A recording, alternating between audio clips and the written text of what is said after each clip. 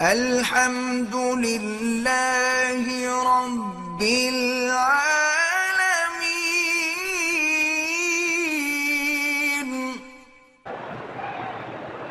غیر معتبر روایات اور اس کا فنی جائزہ نامی ایک کتاب ہے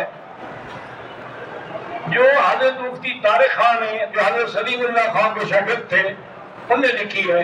مجھے تو پتہ نہیں، میں نے پڑھی نہیں، میں کیسے بتا سکتا ہوں، لیکن جن بزرگوں کا نام آ رہا ہے اس کا مطلب ہے کہ صحیح بات ہوگی۔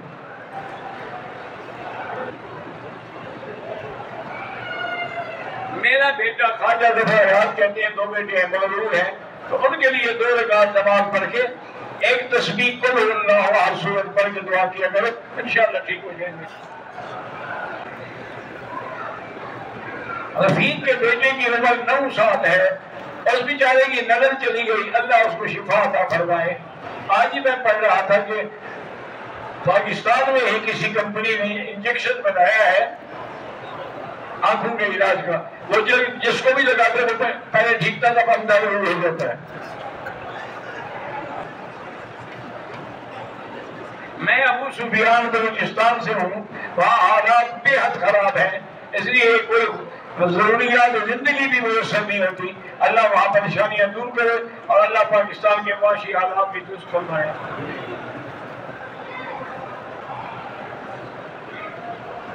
ہم نے 15 دن کی نیت کی ایسے نماز قصر پڑھتے رہے، لیکن اب 15 دن سے زیادہ ہو۔ میرا بھائی بات یہ ہے کہ 15 دن کی نیت ہے، مثلا قیام کی، مقیم ہو گئے، نہیں ہے چاہے مہینہ بھی لگ جائے تب بھی مسافر ہیں آپ۔ میری منگنی ہوئی ہے، اپنی منگیتر کے نام کو عملہ کر سکتا، ابھی خوشامد نہ کرو اور بیوی بننے دو۔ منگیتر ہونے سے کیا ہے؟ کیا ہے تو منگیتر کیا ہے؟ منگنی کی کوئی شرعی حقیقت نہیں، وہ تمہارے لیے اجنبی ہے۔ نہ ٹیلی فون پہ بات کرو۔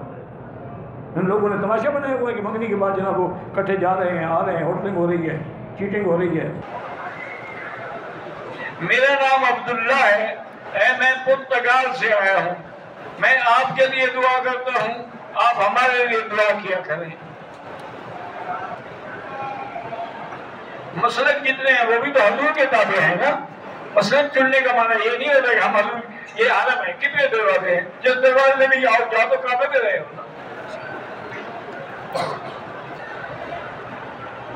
میری شادی کو 14 سال ہو گئے، پھر میں نے دوسرا نکاح کیا ہے۔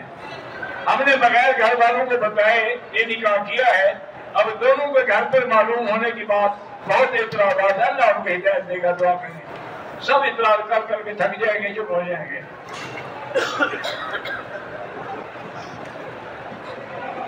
حرم میں جنازے کی نماز میں لڑکا ہے یا لڑکی نہیں بتلایا جاتا ہے، اطفال یا طفل یا طفل، لیکن آپ کو زبان نہیں آتی، کوئی بات نہیں، جو امام کی نیت ہے وہی ہماری نیت ہے۔